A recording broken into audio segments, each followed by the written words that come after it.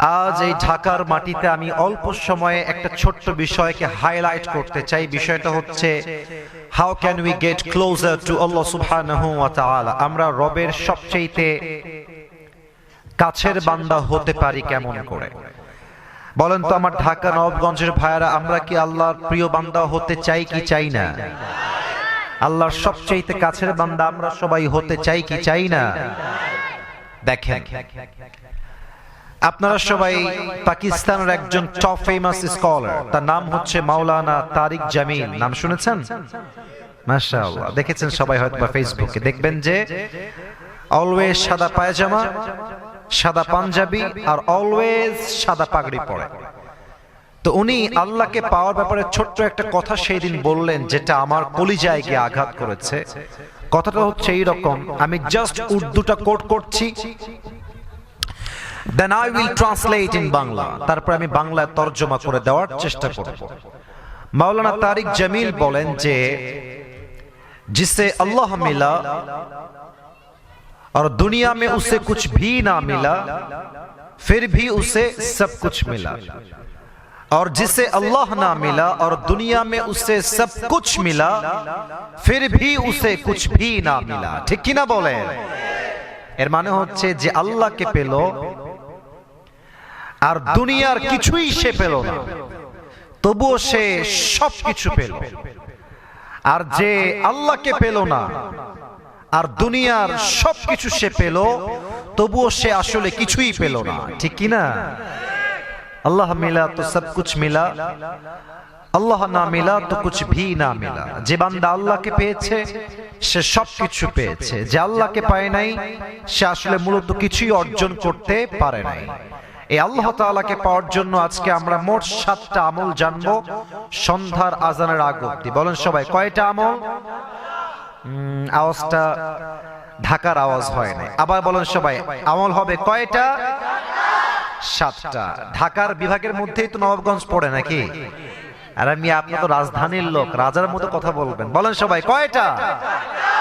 7টা আমল আজকে আমি অল্প সময়ে বলবো, সময় খুবই শর্ট, এটা আপনারা সবাই বুঝতেই পারছেন। প্রথম আমল, যে বান্দা আল্লাহকে পেতে চায়, আল্লাহর প্রিয় বান্দা হতে চায়, the first condition is you have to clean your heart. প্রথম শর্তই হচ্ছে আত্মার পরিশুদ্ধি করতে হবে। যেমনটা কোরআনে আল্লাহ তাআলা বলেছেন, قد أفلح من زكاها. Indeed the successful one is who purifies his heart. আল্লাহ বলছে আমার চোখে সবচেয়ে সফল বান্দা হচ্ছে সেই বান্দা যে তার আত্মাকে পরিশুদ্ধ করেছে আল্লাহ তাআলার জন্য। সুবহানাল্লাহ পড়েন সবাই। আমি একজন ব্যক্তির নাম প্রত্যেকটা যুবকের কাছে, মুরব্বীদের কাছে জিজ্ঞেস করতে চাই, আশা করছি আপনারা আমাকে সঠিক নামটাই বলবেন। তোমার সাউন্ডটা ঘ্যান ঘ্যান করছে কেন ভাই? ঘ্যান ঘ্যানটা কমায় দাও। ঘ্যান ঘ্যান কেন করছে? বেস রিভার্ব বাড়াই দিয়ে মোটা রাখো। সবাই আমার চোখে চোখ রাখেন। একজন ব্যক্তি যিনি কোনো নবী নন, আই রিপিট এগেন, আমি আবারও বলছি, যিনি কোনো নবী নন, তবে তার ইনস্ট্রাকশন তার সন্তানের প্রতি আল্লাহ তাআলার কাছে এতটা পছন্দ হয়েছে, তার উপদেশ, তার গাইডলাইন, তার দিক নির্দেশনা আল্লাহর কাছে এতটা প্রিয় লেগেছে যে আল্লাহ সেই ব্যক্তির নামে কোরআনে একটা নির্ধারিত সূরা নাজিল করেছে। নামটা কি বলতে পারবেন? লোকমান হাকিম। আমি সবার থেকে এবার জানতে চাই, ভয় নাই, আমরাই তো ভাই ভাই। বলেন সবাই, ব্যক্তির নাম কি? লোকমান হাকিম। সূরাতুল লোকমান নামে একটা সূরা কোরআনে আছে না? আছে। তো লোকমানের হাকিমকে একবার তার মালিক বলল, লোকমান এদিকে আসো, তোমাকে একটা কাজ দিব, কাজটা করে নিয়ে আসো। এর কারণ হচ্ছে লোকমানের মালিককে একজন বলেছে, হে লোকমানের মালিক, আপনার যেই দাস আছে, যে গোলাম আছে, এটা কোনো সাধারণ গোলাম নয়। তার উইজডম, তার মেধা, তার নলেজ এতটা হাই লেভেলের, যখন সে কোথাও রাখাল হয়ে ছাগল চড়াতে যায়, তার কথা শোনার জন্য হাজার হাজার মানুষ গ্রাম থেকে, দূরে থেকে ছুটে চলে আসে। সুবহানাল্লাহ পড়বেন না আপনারা? তো লোকমান তার মালিকের কাছে এসেছে, মালিক চেক করতে চায় যে আমার গোলামের জ্ঞান আসলে কত বেশি। তো বলছে, তুমি যাও, একটা ছাগল জবাই করো এবং ছাগলের সবচেয়ে পবিত্র অংশ আমার কাছে কেটে নিয়ে আসো। লোকমান বলছে, মালিক যা বলবেন তাই করতে রাজি আছে। চলে গিয়েছে, ছাগল জবাই করেছে, ছাগলের সবচেয়ে পবিত্র অংশ কলিজা কেটে নিয়ে আসছে। বলেন সবাই, কি কেটে নিয়ে আসছে? কলিজা। বলছে, মালিক এই নেন ছাগলের সবচেয়ে পবিত্র অংশ। তো মালিক বলছে, ঠিক আছে, এটাই পবিত্র অংশ, কোনো সমস্যা নাই। এবার যাও, ছাগলের সবচেয়ে নিকৃষ্ট অংশ আমার কাছে কেটে নিয়ে আসো। লোকমান হাকিম আবার গিয়েছে ছাগল জবাই করার জন্য, গিয়ে আবার ছাগল জবাই করেছে। আগের বার কেটেছিল কলিজা, এবার কাটছে আবার কলিজা। বলছে, মালিক এই নেন ছাগলের সবচেয়ে নাপাক অংশ। কথা কি বোঝা যায়? বুঝি নাই, কথা কি বোঝা যায়? আগেও কেটেছিল কলিজা, এবারও কাটছে কি? তো আগে ছিল পবিত্র কথা, এবার ছিল অপবিত্র কথা, মানে পবিত্র অংশ আগের বার, দ্বিতীয়বার অপবিত্র অংশ। তো মালিক বলছে, না, তোমার জ্ঞান বুদ্ধি কিছুই নাই। আগেও বললাম পবিত্র অংশ আনলা কলিজা, এবার বললাম অপবিত্র অংশ তাও আনলা কলিজা। What is this Lokman? তোমার তো জ্ঞান ভালো না। একই জিনিস পবিত্র আবার একই জিনিস অপবিত্র হয় কেমন করে? তো লোকমান বলল, মালিক আমি কি চালাক না বোকা, দ্যাটস এ ডিফারেন্ট সাবজেক্ট, সেটা ভিন্ন বিষয়। তবে সত্য কথা হচ্ছে, প্রত্যেকটা প্রাণীর হৃদয়ে একটা গোস্তের টুকরা থাকে। এটা যখন পবিত্র হয় পুরো দেহটাই পবিত্র হয়, এটা যখন নষ্ট হয়ে যায় পুরো দেহটাই নষ্ট হয়ে যায়। এটার নাম আত্মা, এটার নাম হৃদয়। ঠিক কিনা বলে? আমি একটু ভালো করে বোঝাই, আপনাদের কারো মন যেন বাহিরে না যায়। You have to be active with your heart. দিল দিয়ে অ্যাক্টিভ থাকেন, মন দিয়ে ভালো করে শোনা। এই আত্মা হচ্ছে তিন প্রকার। বলেন সবাই, ঢাকার নবাবগঞ্জের ভাইরা, কয় প্রকার? আওয়াজ আমি পাই নাই। বলেন সবাই, কয় প্রকার? এক, সুস্থ; দুই, অসুস্থ; তিন হচ্ছে মৃত। সুস্থ কার আত্মা? যার হৃদয়ে কোনো হিংসা নাই, বিদ্বেষ নাই, অহংকার নাই, বেদাত নাই। এটা হচ্ছে হেলদি হার্ট, সুস্থ আত্মা। আর একটা হচ্ছে অসুস্থ আত্মা। অসুস্থ আত্মা কেমন দেখেন, আমরা যেই সালে এখন আছি, এই সালটা 2000 কত সাল? মাশাআল্লাহ, আমার এখানে সবাই অ্যাক্টিভ বসে আছে। 2000 কত সাল? 25 সাল। আচ্ছা প্রিয় ভাইরা, ঢাকা তো আজকে কত উন্নত, কত মেডিকেল, কত হসপিটাল, কত ক্লিনিক, কোনো অভাব নাই। যদি আমি আপনাকে 1925 সালে নিয়ে যাই, ইটস মেবি এমন একটা সময় যে সময়ে ডাক্তারও নাই, ক্লিনিকও নাই, হসপিটালও নাই। তখনকার যুগে কি ছিল? তখন ছিল কবিরাজ, তখন বলা হতো হাকিম, তখন বলা হতো ওঝা। ওঝা ওঝা নাম তো শুনছেন মনে হয় নাকি? তো তখন কিন্তু মেডিকেল ছিল না, ডাক্তার ছিল না। মনে করেন যে কোনো একটা যুবককে সাপে কেটেছে, সে ওঝার কাছে আসছে যে স্যার আমাকে তো সাপে কেটেছে। তো ওঝা কেমনে বুঝবে যে সাপটা কি বিষাক্ত সাপ নাকি বিষহীন সাপ? কথা কি বোঝা যায় আমার? ও ভাইরা কথা বলেন, কথা কি বোঝা যায়? তো ওঝা কি করতেন? একটা ছোট্ট বাটি নিতেন, বাটির এক সাইডে মরিচ রাখতেন, আর এক সাইডে লবণ রাখতেন। তো যাকে সাপে কেটেছে তাকে বলতেন এদিকে আসো, বের করো জিহবা। জিহবা বের করতো, তো মরিচটা নিয়ে তার জিহবায় দিত, বলতো বলো হাউ ইট টেস্ট, স্বাদ কেমন? তো সেই যুবক যদি বলতো যে স্যার আমার কাছে স্বাদটা কেমন যেন পাইনসা পাইনসা লাগে, তখন ওঝা বুঝে ফেলতো এটা কোনো নরমাল সাপ নয়, এটা বিষাক্ত সাপে ছোবল দিয়েছে। ঠিক কিনা বলেন? কেমনে বুঝতো? কারণ হচ্ছে সাপে ছোবল দিলে সাপের বিষের প্রথম প্রতিক্রিয়া যা হয়, জিহবার সাপটা মরে যায়। তখন কোনটা ঝাল, কোনটা মিষ্টি, কোনটা পাইনসা, এটা আর বুঝে আসে না। ঝাল খেলেও পাইনসা মনে হয়। এক্স্যাক্টলি ঠিক তেমনি ভাবে মানুষের জীবনের সবচেয়ে বিষাক্ত সাপের নাম হচ্ছে শয়তান, আর তার বিষ হচ্ছে ওয়াসওয়াসা। সাপে কামড় দিলে সাপের বিষে জিহ্বার স্বাদ নষ্ট হয়ে যায়। ঈমানদার যুবককে শয়তান যখন ওয়াসওয়াসার বিষ দিয়ে একটা ছোবল দেয়, ঈমানদারের ঈমানটা নষ্ট হয়ে যায়। তখন কি হয়? তখন দেখবেন যে বোরকা পরতেও ভাল লাগে, প্রেম করতেও ভাল লাগে। তখন দেখবেন দাড়ি রাখতেও ভাল লাগে, সুদ খাইতেও ভাল লাগে। ঠিক কিনা বলেন?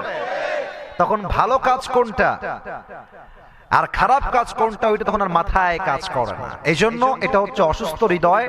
ভালো কাজ খারাপ কাজ কোনো পার্থক্য বুঝে না। আপনারা খেয়াল করবেন, একটা কথা বলেই ফেলি, আবার রাগটা করবেন না। অনেক মসজিদের সভাপতি, আমি কিন্তু এখানে প্রথম আসছি, এই জায়গার কোনো খবর আমার কাছে নাই, টু বি অনেস্ট। সো আমি কাউকে অ্যাড্রেস করে পয়েন্ট আউট করে কথা বলছি না, কাউকে আমি এখানে চিনি না।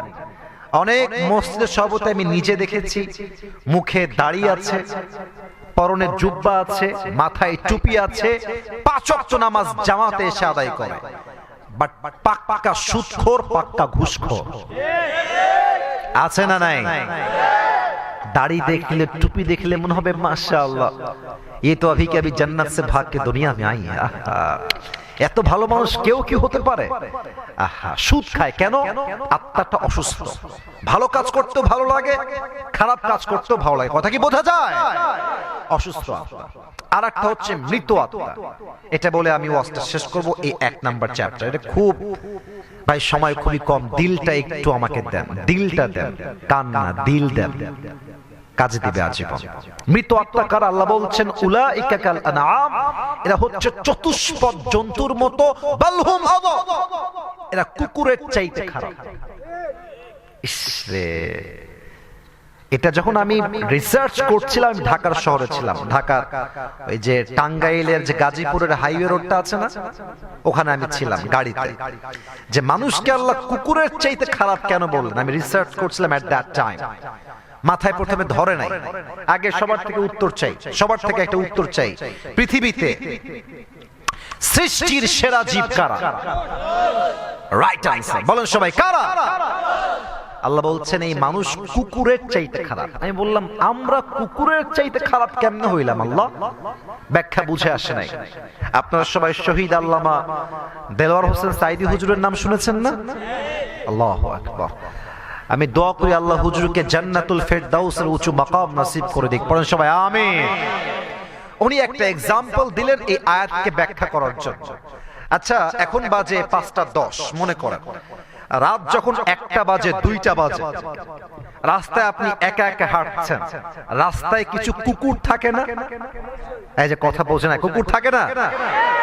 একা গেলে বুঝবেন যে বাস কারে কয়।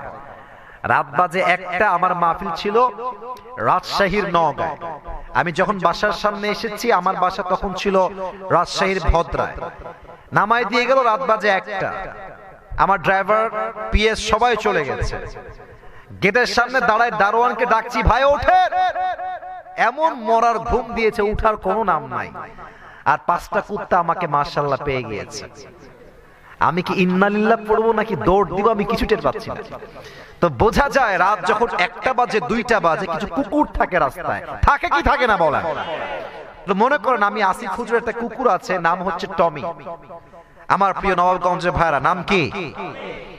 তো দেখেন আমি এখানে আছি, লাইট হচ্ছে ওইখানে, আমি আছি অন্ধকারে, কথার কথা। তো রাত বাজে 2টা, আমি বাহির থেকে আসছি বাসার দিকে। তো কুকুর দেখছে someone is coming from outside, দূর থেকে কোনো একজন মানুষ বাসার দিকে আসছে। কুকুর তার মালিককে এখনো চিনতে পারে নাই। এই কথা বলে কি এখানে? ধৈর্যের পরীক্ষা নিও না, ধৈর্যের পরীক্ষা নিও না। সকালেও খাও নাই, দুপুরেও খাও নাই, কসম আল্লাহর কিচ্ছু খাই নাই, শুধু আপনাদের মাহফিল ধরবো বলে কিছু খাই নাই। একটু পাউডারে একটা চিমটি কামড় দিয়েছি।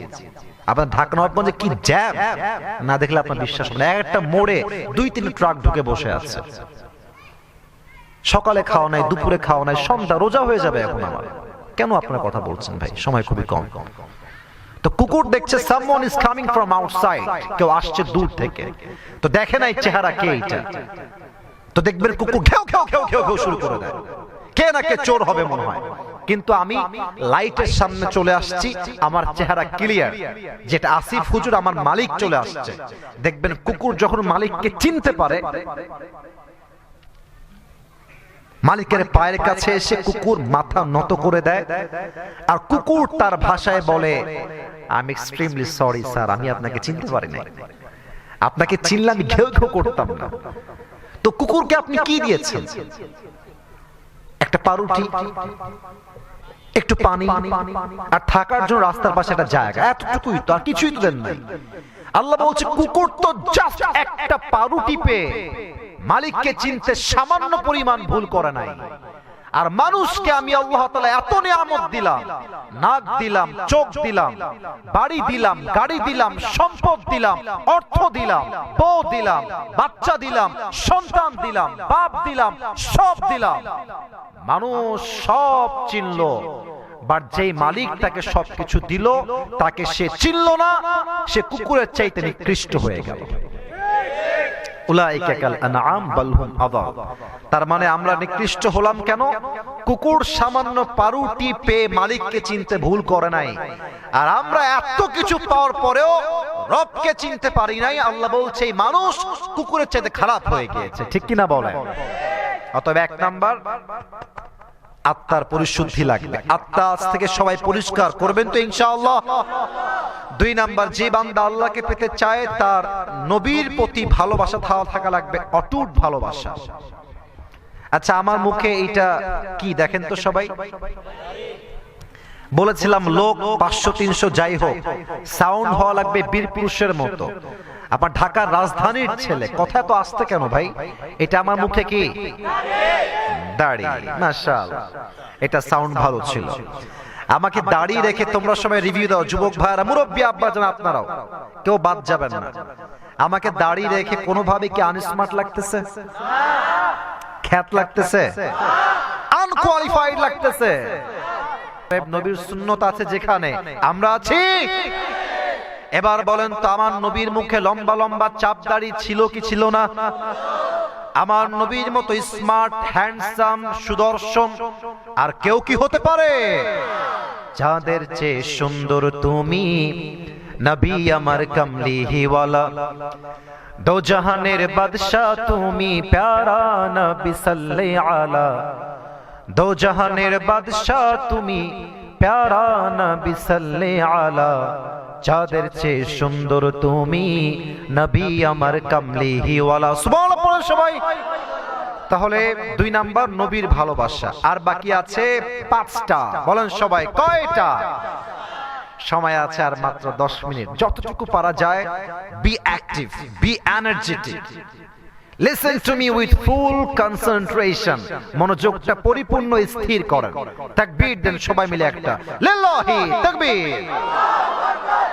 3 নাম্বার, যে আল্লাহকে পেতে চায় তার জীবনে আব্বা আম্মার দোয়া ছাড়া কোনো গতি নাই। বিশ্বাস হয়? বিশ্বাস হয়? হয় হয়। এই যে আমাকে দেখেন, আজকে হয়তো লোক আসছে 500, আমাদের এমনও মাহফিল আছে যে মাহফিলে 50,000 1 লক্ষ লোক হয়। ওয়াল্লাহি, অহংকার করে বলছি না, এখানেও যে কয়েকটা লোক এসেছে আমাকে দেখার জন্য, ওয়াজ শোনার জন্য, আমি আসিফ কসম করে বলছি আল্লাহর নামে, এর পেছনে 100তে 100 ভাগ আমার আব্বা আম্মার দোয়া কাজ করেছে। ভাই, আমার কি যোগ্যতা আছে? কিসের যোগ্যতা আছে আমার? না আছে ইলম, না আছে আমল, কিছুই নাই। আব্বা আম্মার দোয়া আল্লাহ কবুল করে ফেলেছে। অনেকে ভাবে প্রেম করার সময়, যারে আমার গার্লফ্রেন্ড তো আমার অনেক আপন, বেটা জায়গা মতো বাস খাইলে বুঝবা আপন কারে কয়। বাপ মা ছাড়া আপন কেউ নাই। বিপদে পড়ো, বিপদে পড়ো, বুঝবা। যত বন্ধু দেখা যায় সব স্বার্থে ভরা। বিপদের সময় বাপ মা ছাড়া আমার কাজে আর কেউ আসে নাই, ঠিক কি না? রিদাউর রাব্বি ফি রিদাইল ওয়ালিদাইন ওয়া সাখতুর রাব্বি ফি সাখতিল ওয়ালিদাইন। আব্বা আম্মা খুশি, আল্লাহ খুশি। আব্বা আম্মা নারাজ, আল্লাহও নারাজ। আমি কিন্তু খুবই দুষ্ট ছিলাম। আমি যে কত দুষ্ট ছিলাম, you don't have any idea. আমার আব্বা প্রত্যেক দিন তাহাজ্জুদে দোয়া করতেন যে আল্লাহ, আমার ছেলে আসিফ ব্রেন খুবই ভালো, তুমি তাকে ভালো হিসেবেই কবুল করো। আমার ব্রেন সত্যি ভালো ছিল, আবার এটা অহংকার না, আমি 1 নাম্বার ছাত্র ছিলাম আমার ক্লাসে, পুরো মাদ্রাসাতে 1 নাম্বার ছিলাম এবং কয়েকবার বোর্ডও পেয়েছি। তো আপনি বলবেন হুজুর বলছেন কেন? আমি বদমাইশ ছিলাম, খুব বদমাইশ, খুবই দুষ্টু। কিন্তু বিশ্বাস করেন আব্বা আম্মা এত পরিমাণ আমার জন্য দোয়া করেছে, আমি সাডেনলি চেঞ্জ হয়ে গেছি, সাডেনলি লাইফ চেঞ্জ হয়ে গেছে। তখন থেকে আমি বুঝতে শুরু করেছি আব্বা আম্মার দোয়া যার পেছনে আছে তাকে রুখে দেওয়ার সাধ্য কারো নাই। আব্বা আম্মার দোয়া ছাড়া জীবনে কোনো গতি নাই। আল্লাহ আব্বা আম্মার দোয়া নেওয়ার তৌফিক দান করুক, পড়েন সবাই আমিন। আর অনেক কথা বলতাম, don't have long time, short time, বেশি লং টাইম নাই। 3 নাম্বারটা শেষ করছি এখানে। 4 নাম্বার, যে আল্লাহকে পেতে চায় তার জীবনে নামাজ ছাড়া কোনো গতি নাই। আপনারা সবাই মিজানুর রহমান আজহারী হুজুরের নাম শুনেছেন না? মাশাআল্লাহ, কেমনে বললেন, এটাই প্রমাণ করলো এখানে প্রত্যেকটা যুবকের কলিজার টুকরা হচ্ছে মিজানুর রহমান আজহারী হুজুর, ঠিক না? আপনারা চিনবেন, না চেনার কিছু নাই। আজহারের একজন নানা ছিলেন, তার নাম হচ্ছে গোলাম সরওয়ার সাইদি হুজুর। আমি জানি যে অনেকে নাম শুনে হয়তো কনফিউজড হচ্ছেন, বাট ফেস দেখেন নাই, তার চেহারা দেখেন নাই, এমন লোক খুব কমই পাওয়া যাবে। আজহারি নানা শ্বশুর তিনি সম্পর্কে হয়। উনি একটা কথা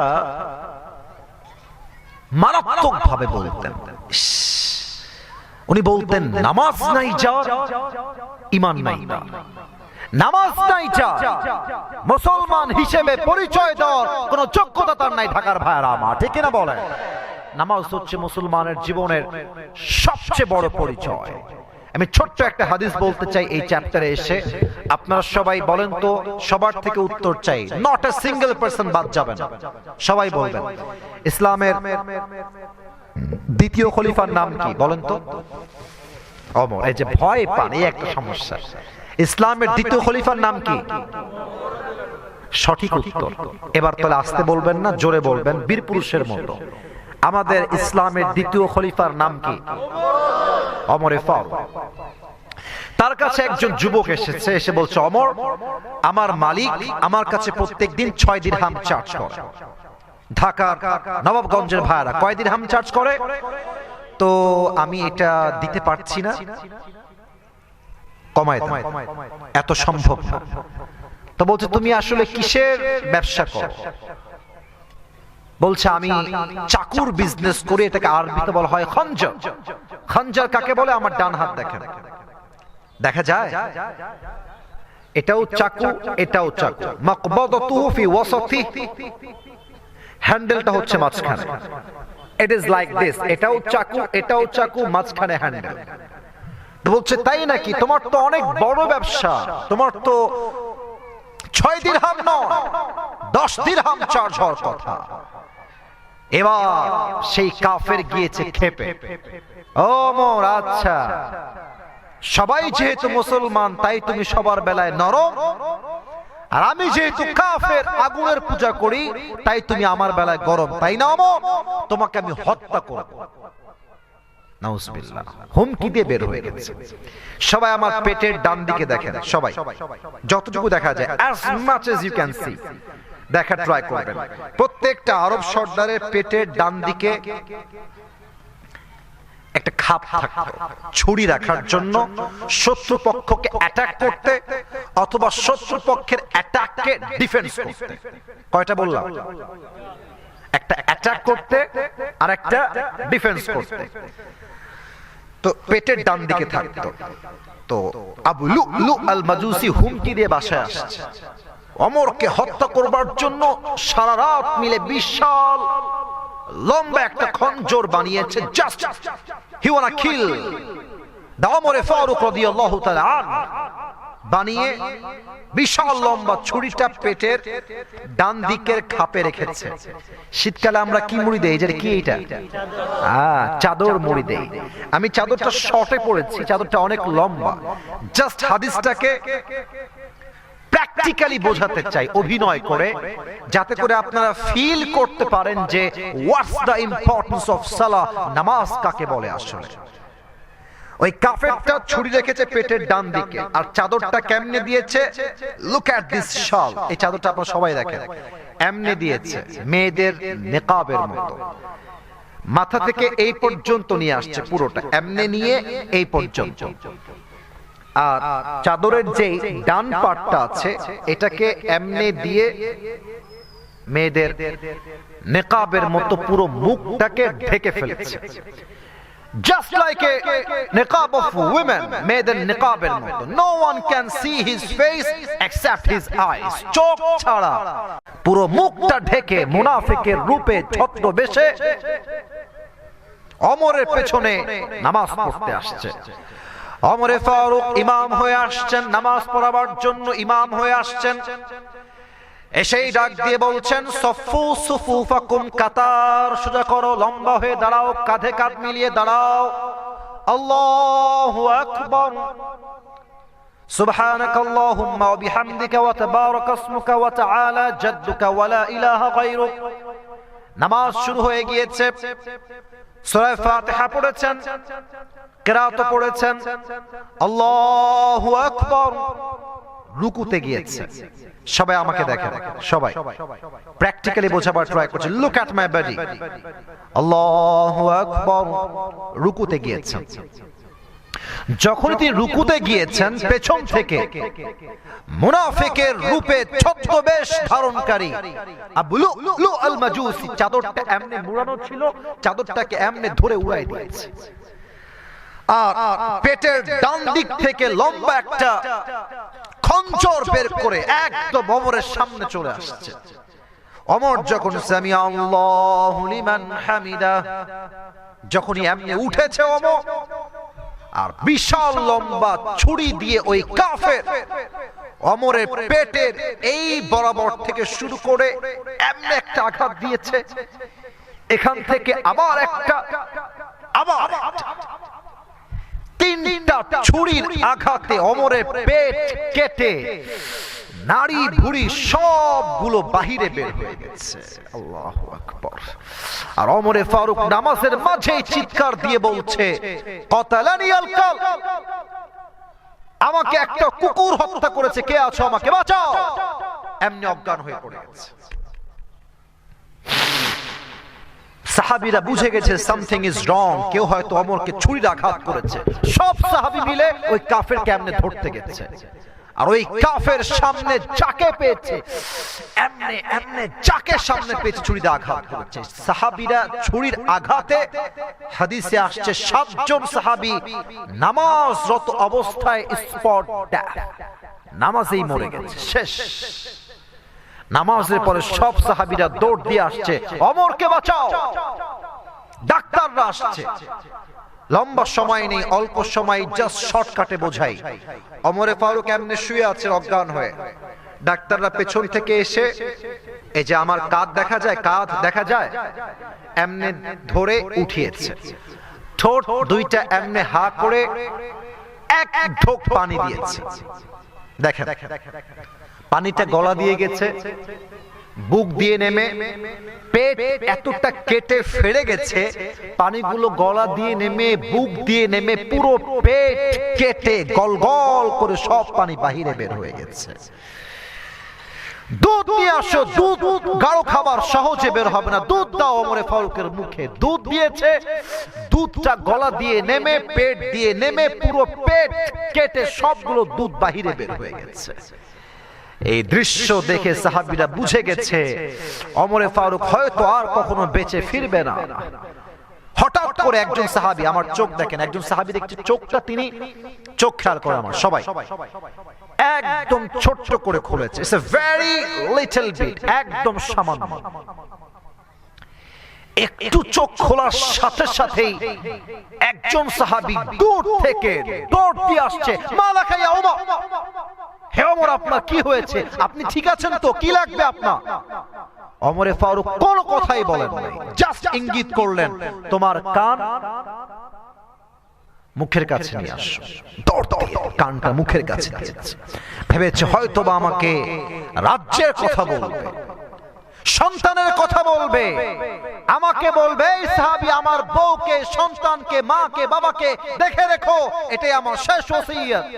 এই চিন্তা করে কানটা জাস্ট ওমরের মুখের কাছে বাড়িয়েছে। ওমর ফারুক কোনো কথাই বলেন নাই, জাস্ট একটা কথা, এই সাহাবী আসাল্লান নাস, আসাল্লান নাস, সন্তান বাপ, বউ বাপ, রাজ্য বাপ, মা বাপ, বাপ সবাই বাপ, আমাকে জাস্ট একটা খবর দাও, আমি ওমর যেই নামাজের ইমাম ছিলাম, আমার অজ্ঞান হওয়ার পরে সেই নামাজটা জামাতে আদায় হয়েছে কিনা। সুবহানাল্লাহ, আল্লাহু আকবার। কোন সাহাবী ভাই? যেই সাহাবীকে আল্লাহর হাবিব দুনিয়াতেই জান্নাতের টিকিট দিয়ে বিদায় হয়ে গিয়েছে। সুবহানাল্লাহ, এমন সাহাবী নামাজ ভুলে নাই, আপনি নামাজ পড়তে কেন চান না? আজান হচ্ছে আসরের, যুবকরা এতটা শুনেছেন না? নবাবগঞ্জ থেকে মাঝে মাঝে ঢাকার গুলশানে গেলে দেখবেন গাড়ির অভাব নাই, বিএমটা বুকে রাখেন। Put your right hand on your heart, ডান হাতটা সবাই বুকে রাখেন। এই 7 নাম্বার আমলটা প্র্যাকটিক্যালি করাতে চাই, সবাইকে নিয়ে এই আমলটা করতে চাই। এটা হচ্ছে তওবা এবং ইস্তেগফার। প্রথমে তওবা পাঠ করাবো সবাইকে, বলেন সবাই দিল থেকে, আমার নবাবগঞ্জের ভাইরা বলেন সবাই আল্লাহ। আবারও বলছি, লোক কম হোক, সাউন্ড হবে সিংহের মতো গর্জন দিয়ে, বলেন সবাই আল্লাহ। আমরা দিল থেকে তওবা করলাম, ও আল্লাহ আমাদের জীবনের সব গুনাহ মাফ করে দাও। সকলেই দিল থেকে জবান খুলে বাঘের মতো পড়েন আমিন। 2 নাম্বার আরেকটা ইস্তেগফার শিখাবো, তওবার বা ইস্তেগফার বা আল্লাহর কাছে ক্ষমা চাওয়ার ছোট্ট একটা দোয়া শিখাতে চাই, বলেন সবাই আস্তাগফিরুল্লাহ। এটা সবার মুখস্থ। আরেকটা শিখাচ্ছি, ইটস কাইন্ড অফ ইস্তেগফার, ইটস পার্ট অফ ইস্তেগফার, এটাও একটা ইস্তেগফারের অংশ। বলেন সবাই আল্লাহুম্মা গফিরলি। আওয়াজটা একটু আস্তে হয়ে গেছে, let's try again together, be loud, আওয়াজ দিয়ে বলেন সবাই আল্লাহুম্মা গফিরলি। বলেন সবাই আল্লাহ তুমি আজ মাফ করে দাও, আমাদের ওয়াদা আগামী ভবিষ্যতে আমি কখনো আর করব। 2 হাত তুলে সবাই, 2 হাত তুলেন, বলেন সবাই না, আমার বলেন সবাই না, বলেন সবাই ইনশাআল্লাহ। হাত নামান আল্লাহ এবং মঞ্জুর করে নাও, পড়েন সবাই আমিন। সবাই যারা বসে আছেন একটু ল্যাটা মেরে না বসে আত্তাহিয়াতুর শুরুতে বসেন সবাই। This is my humble request for everyone. Change your position. একটু চেঞ্জ করেন। মাশাআল্লাহ মাশাআল্লাহ। সবাই দুরূদ শরীফ পড়ুন। আল্লাহুম্মা সাল্লি আলা মুহাম্মদ ওয়া আলা আলি মুহাম্মদ কামা সাল্লাইতা আলা ইব্রাহিম ওয়া আলা আলি ইব্রাহিম ইন্নাকা হামিদুম মাজিদ। যুবকদেরকে দান করুন, পড়েন সবাই আমিন। আলহামদুলিল্লাহি রাব্বিল আলামিন। والصلاة والسلام على سيد الأنبياء والمرسلين وعلى آله وأصحابه أجمعين. رب العالمين সন্ধ্যার নামাজের পূর্বে তোমার শাহী দরবারে হাত তুলেছি আল্লাহ, তোমাকে পাওয়ার জন্য 7টা আমল নিয়ে কথা বলেছি আল্লাহ। সকলকে তুমি সেই আমলগুলো অনুযায়ী জীবন চালাবার তৌফিক দান করে দাও আল্লাহ। রব্বুল আলামিন যারা আমরা হাত তুলেছি আমাদের পক্ষ হতে অনেকের জনম দুঃখিনী আম্মা জান, জনম দুঃখী আব্বা জান বিদায় নিয়ে অন্ধকার কবরে চলে গিয়েছে। সকলের কবরকে তুমি জান্নাতের বাগান হিসেবে কবুল এবং মঞ্জুর করে নাও আল্লাহ। আজকের এই মাহফিলকে বাস্তবায়ন করবার জন্য যারা অর্থ দিয়ে, শ্রম দিয়ে, মেধা দিয়ে সহযোগিতার হাত বাড়িয়েছে, সকলের দানকে তুমি তোমার সন্তুষ্টির ওসিলা হিসেবে কবুল এবং মঞ্জুর করে নাও আল্লাহ।